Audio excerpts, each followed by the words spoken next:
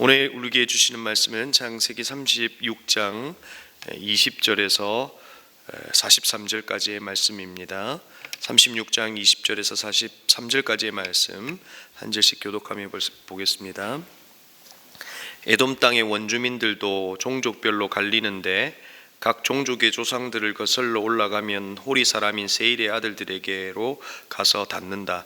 세일의 자손에게서 나온 종족들은 로단과 소발과 시브온과 아나와 디손과 에셀과 디산이다. 이들은 에돔 땅에 있는 세일의 아들들로서 호리 사람의 종족들이다. 로단에게서 나온 종족은 호리와 헤맘과 딥나 로단의 누이이다. 소발에게서 나온 종족은 알완과 오남이다. 시본의 아들은 아야와 아나이다. 아버지 시본의 나귀를 칠 때에 광야에서 온천을 발견한 사람이 바로 아나이다. 아나의 자손은 디손과 오올리바이다. 디손에게서 나온 종족은 햄단과 에스반과 이드란과 그란이다. 에셀에게서 나온 종족은 빌한과 사완과 아간이다. 디산에게서 나온 종족은 우스와 아란이다. 호리 종족의 조상들은 로단과 소발과 시브온과 아나와 디손과 에셀과 디산이다. 이들은 그 갈래를 따라 분류하면 세일 땅에 사는 호리 종족의 조상들이다. 이스라엘 왕이 아직 없을 때에 다음과 같은 왕들이 차례로 에돔 땅을 다스렸다. 볼의 아들 벨라가 에돔이 왕이 되었다. 그의 도성의 이름은 딘하바이다. 벨라가 죽으니 보스라 사람 세라의 아들 요밥이 그 뒤를 이어 왕이 되었다. 요밥이 죽으니 대만 사람의 땅에서 온 후삼이 그 뒤를 이어서 왕이 되었다. 후삼이 죽으니 부다스의 아들 미디안과 사람을 친 하닷이 그의 뒤를 이어서 왕이 되었다. 그의 도성의 이름은 아윗이다. 하닷이 죽으니 마스레가 출신 삼나가 그의 뒤를 이어서 왕이 되었다. 삼나가 죽으니 유프라테스 강가에 살던 로봇 사람 사울이 그의 뒤를 이어서 왕이 되었다. 사울이 죽으니 악볼의 아들 발하단이 그의 뒤를 이어서 왕이 되었다.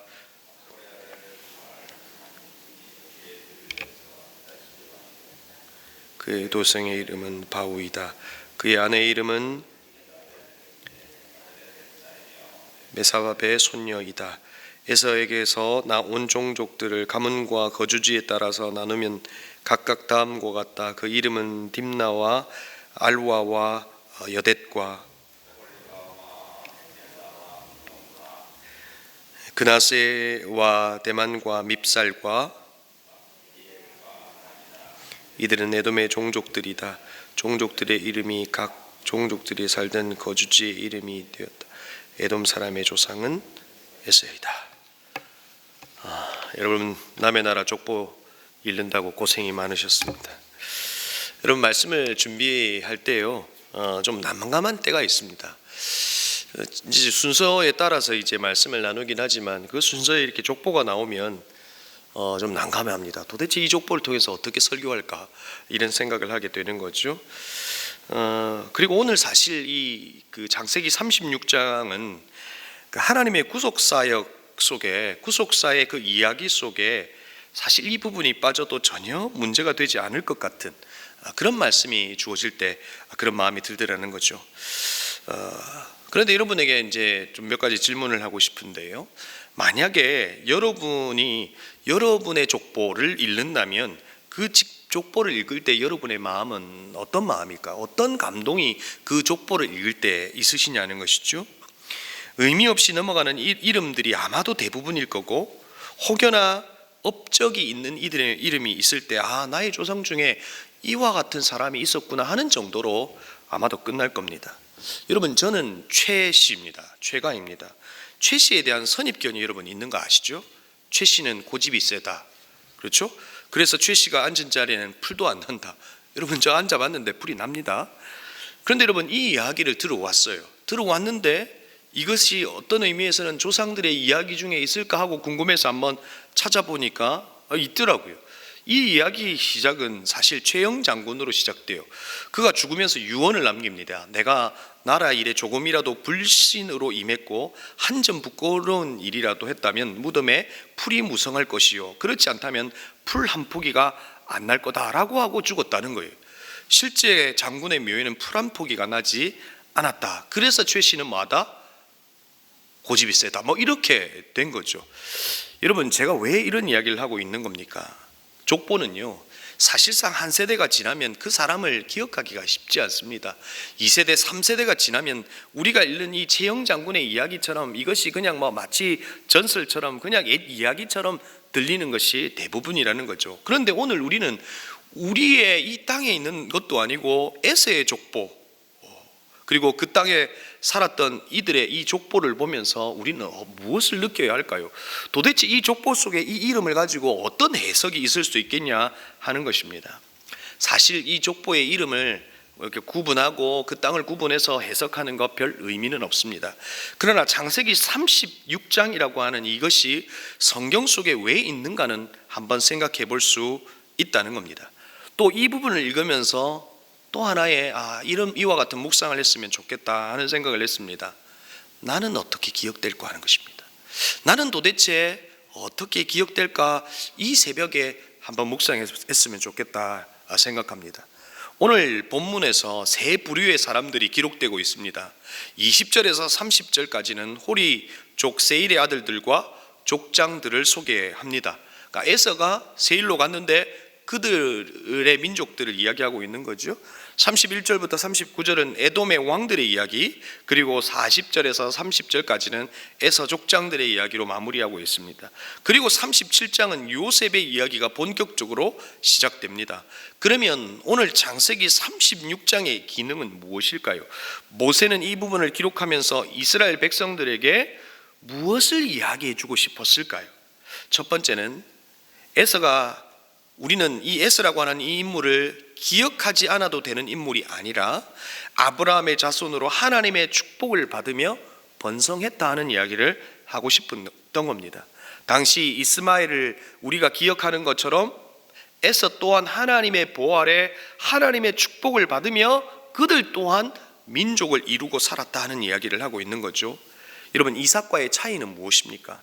에서는 민족을 이루고 있지만 그 민족들과 함께 그렇게 동합되어서 살아갔다. 뭐 이 정도의 차이는 있을 겁니다.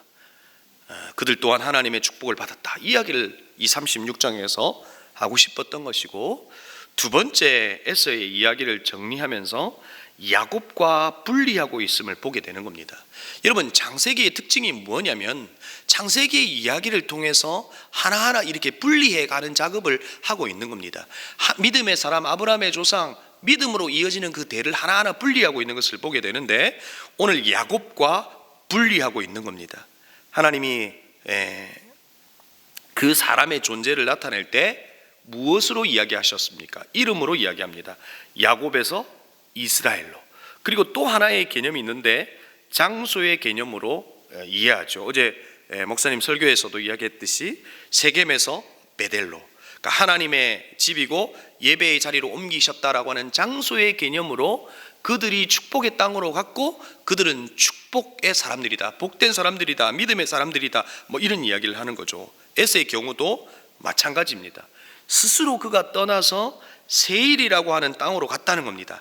약속의 땅을 떠나 세일이라고 하는 땅을 가서 거기서 민족을 이루며 살았다라고 하는 이야기를 하면서 야곱과 분리하는 작업을 창세기 36장에서 하고 있는 겁니다.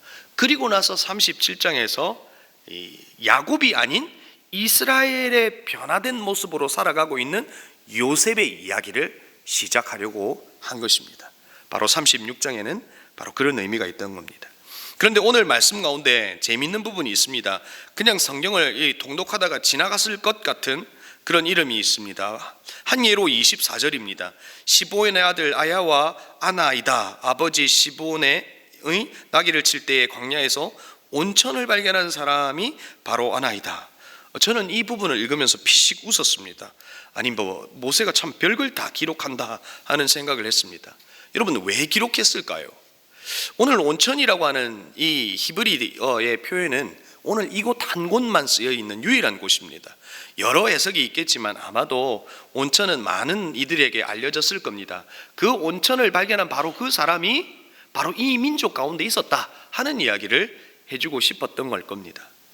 그런데 저는 이 지점에서 이런 묵상을 하게 됩니다. 또 함께 묵상했으면 좋겠다 하는 것입니다. 나는 어떻게 기억될까 하는 겁니다. 최영 장군처럼 그냥 그렇게 고집센 사람으로 기억될까, 아니면 온천을 발견한 사람 아나처럼 기억될까 하는 겁니다. 여러분의 인생을 마무리할 때 여러분은 여러분의 묘비명에 여러분의 인생을 함축해서 기록한다면 어떤 묘비명을 남기고 싶으십니까? 또 어떻게 기억하며 후대가 저와 여러분을 기억해 줄까, 기록해 줄까 하는 것입니다. 아일랜드의 극작가 겸 비평가 조지 버나드 쇼는 그의 묘비병이 꽤 유명합니다. 이렇게 기록되어 있습니다. 우물쭈물하다가 내 잃을 줄 알았다. 그러니까 우물쭈물하다가 세상 떠났다. 이렇게 위트 있게 기록해 두었습니다. 알렉산더 1세는 정말 멋진 날이군요 라고 하는 묘비명이고, 임마누엘 칸트는 이것으로 족하다. 바이런은 이제 더 이상 헤매지 말자라고 하며 자기의 인생에 꼭 해주고 싶었던 이야기를 묘비병에 남겼습니다. 그리고 또 분당에 가면 메모리얼 파크가 있는데 거기에 또 울림이 있는 묘비명이 있습니다. 아름다운 세상 잘 다녀갑니다. 그럴 수도 있지 점점점, 그러면서 후대에 그 인생들에게 그럴 수 있다라고 위안을 해주고 싶었던 것 같습니다. 그리고 아버지를 보내고 아버지의 마음을 반영해서 한 작가가 쓴 묘비명입니다. 여기 참 좋다. 그러니까 후대에 있는 이들이 이걸 읽으면서 위안을 삼으려고 하는 겁니다. 아버지는 이 세상을 떠나 있지만 그곳이 더 좋다는 이야기를 아마도 해주고 싶었던 겁니다. 여러분은 어떤 묘비명을 남기고 어떻게 기억되고 되기를 원하십니까? 우리가 살아가는 삶의 일관된 모습은 그 사람이 어떤 사람인지를 이야기해 줍니다. 어떤 이는 고집센 사람으로, 어떤 이는 사랑이 많은 사람으로, 어떤 이는 기도하는 사람으로. 우리는 왜 그 사람을 그렇게 기억할까요? 그 사람이 보여준 일관된 모습이 그 사람을 이야기한다는 겁니다. 여러분, 고집센 사람으로 기억되는 사람에게 정말 고집만 셌을까요? 그 사람에게도 아름다운 이야기가 있었을 겁니다. 그러나 그 삶의 일관된 모습은 그와 같았다는 겁니다. 여러분은 어떤 모습으로 기억되기를 원하십니까? 오늘 말씀의 마지막은 이렇게 마무리합니다. 에돔 사람의 조상은 에서이다. 에서는 에돔 사람의 조상으로 기억되고 있습니다. 그냥 그렇게 기억되고 있는 겁니다. 그런데 여러분, 하지만 뒤에 나오는 37장부터 나오는 요셉의 일생, 요셉은 우리는 어떻게 기억합니까? 하나님과 요셉 사이에 수많은 이야기를 남겼습니다. 요셉의 그 이야기는 계시의 말씀이 되고 오늘 우리에게 믿음의 도전을 주고 있는 겁니다. 저와 여러분의 삶이 온천을 발견한 사람, 그냥 한 사람의 조상으로 기억되는 것이 아니라 우리의 삶에 대단한 업적이 없을지라도 누군가에게 의미 있는 한 사람으로 기억될 수 있기를 소망합니다. 누군가에게는 의미 있는 한 사람으로 기억되는 저와 여러분이 되기를 주님의 이름으로 축복합니다. 그러나 어떻게 기억될 수 있을까요? 우리는 성경 전체를 통해서 볼 때 바로 사랑이라고 하는 것으로 우리는 그 사람과의 관계 속에서 기억될 수 있습니다. 근데 그 사랑은 어떻게 가능할까요? 내게 그 사랑의 힘이 있을까요? 능력이 있을까요? 없습니다. 예수 그리스도의 사랑으로만 가능한 겁니다. 예수 그리스도의 십자가의 사랑으로 가능하다는 겁니다. 그 사랑으로 누군가를 사랑할 수 있고 그 사랑 가운데 누군가에게는 의미 있는 한 사람으로 기억될 수 있다는 겁니다. 사랑하는 성도 여러분, 이 새벽에 우리는 족보를 보고 있지만 언젠가 우리도 족보에 이름을 올릴 수 있습니다. 그러나 누군가에게 기억될 때 의미 있는 한 사람으로 기억되는 저와 여러분이 되기를 주님의 이름으로 축복합니다. 우리 시간 합심으로 함께 기도했으면 좋겠습니다. 말씀을 기억하며 기도하십시다. 하나님, 우리의 인생 속에서 의미 있는 한 사람으로 기억되게 해주시고, 우리의 생애가 남아있다는 것은 하나님께서 부여하신 사명이 남아있다는 것임을 기억하고, 주께서 우리에게 부여하신 그 사명을 감당하다가 살아가게 하시고, 우리에게 해야 될 수많은 일들이 있다면 그 중에 하나를 하라 한다면 사랑하고 이 세상을 떠날 수 있도록, 그래서 누군가에게는 의미 있는 한 사람이 되게 해달라고 기도했으면 좋겠습니다. 오늘 월요일은 다음 세대를 위하여 기도하는 시간입니다. 여러분, 우리의 다음 세대를 위해서 기도해 주셨으면 좋겠습니다. 제가 어제 설교에도 인용했듯이 우리 청년들이 10년 후에 교회를 다니겠냐라고 이야기했는데 54%만이 대답했고, 나머지는 떠날 수 있다, 7%는 떠날 거다라고 이야기했습니다. 여러분, 이 다음 세대, 믿음의 다음 세대가 되게 하시고 예수 그리스도가 이들의 산 소망이 되게 해달라고 우리 다음 세대를 위해서 기도했으면 좋겠습니다. 마지막으로 주일에 임직식이 있고 그 다음 주 고난주간이 있습니다. 우리의 마음에 사모하는 마음으로 그 고난주간 특별 집회를 맞이하게 해주시고, 임직식을 통해서 새롭게 세워지는 일꾼들을 통해서 하나님의 나라가 이루어지게 해달라고 말씀을 기억하면서 다음 세대를 위해서, 그리고 임직식과 고난주간을 위해서 이 시간 합심으로 함께 기도하시겠습니다.